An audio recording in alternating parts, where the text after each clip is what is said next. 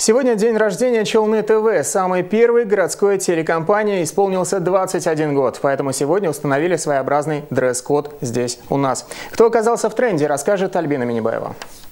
Цвет нашей телерадиокомпании.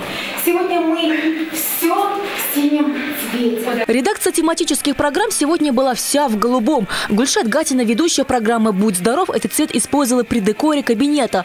Волшебно здесь оказалась не только атмосфера, но и сама ведущая. Гульшат успела погадать жюри и подарила журавли, сделанные из голубой бумаги.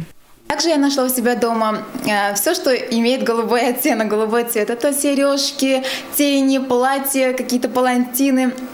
И все это было потом во мне как-то вот так вот воплощено и в единый образ создано. Сегодня каждый отдел телеканала постарался создать атмосферу праздника. Например, редакцию службы новостей объединил дресс-код. Вообще цвет неба овладел всеми и даже теми, кто так часто остается за кадром, звукорежиссерами и телеоператорами. Однако номинация «С головы до ног в голубом» присудили экономисту телеканала. Фирменный оттенок нашей компании был замечен даже на ее ногтях. Ну, это мой любимый цвет. Вообще он такой яркий, красивый. И как у нашего телевидения логотип такого цвета. А вот любовь рекламного отдела телекомпании проявилась в деталях. Здесь жюри предложили выпить чай из синих чашек и отведать конфет, завернутых в синие фантики. Работаю много лет на Челны ТВ, 11 лет уже.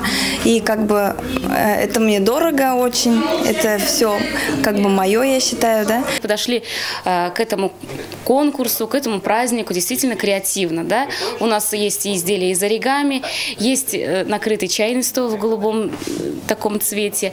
Все очень интересно. Новости тоже, насколько загруженный коллектив, да, они тоже очень подошли очень креативно и подошли очень дружно. Это, конечно, не единственная традиция Челны ТВ, но День фирменного цвета относительно молодой конкурс. Проводится он второй год, но уже полюбился сотрудникам. И чтобы победить, уже нашим коллегам пришлось